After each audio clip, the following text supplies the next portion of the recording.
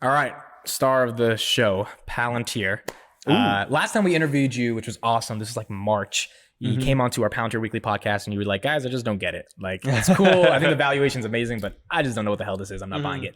Since then till like 6 months later, what has changed? What have you kind of thought about when it comes to Palantir? Product demos on their YouTube page helped me immensely in just understanding the product that the company has and why this can be impactful for other companies and why somebody should use their software.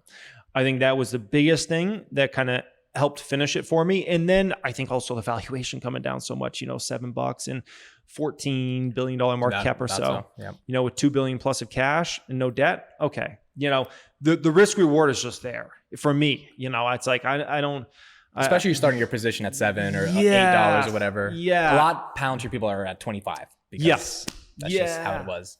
No, exactly. And that's the thing that's tough with stocks is it's like one person could make a fortune on a stock because they got in at the right price. The other person's like, maybe in 5 years I'll make a fortune on this stock. Right. It's like no different than the chef. If the chef works out and goes to 15 over the coming years, if somebody buys it at 5, they're happy.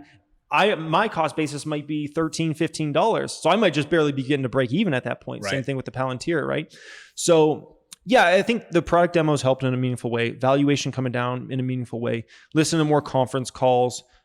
Understanding Snowflake a little better in kind of their opportunity.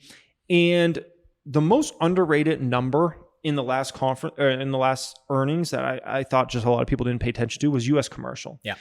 And everybody dogged that earnings. Like if Palantir put up the worst quarter in the world. If I recall, U.S. commercial grew 120%. Yep. Which I don't think there's another software company out there that could grow U.S. commercial 120%. That's a phenomenal number. Everybody got so caught up on the top line number just because of government was hurt in the short term. And it's like, that's just part of the story. Yeah. So, the reason I'm in Palantir is not really because of the government side. That's a cool cherry on top. For me, it's about the U.S. commercial and hopefully over time, massive amounts of big companies using Palantir software for their companies. And we'll see how they adapt their business model over time. Maybe they go more AWS type route in terms of which is free their trial. Vision, Yeah. And you guys have spoke about this with, I know on your I don't want to call it the podcast, but you do it with the other gentlemen. I watch a lot of your guys' episodes and you talk about, hey, what if they just made it free at first? Or, and then kind of you graduated up the ranks, right? Which I think is a whole other level that they might potentially go down over time. So how do you feel about Alex Karp? Yeah, Alex Karp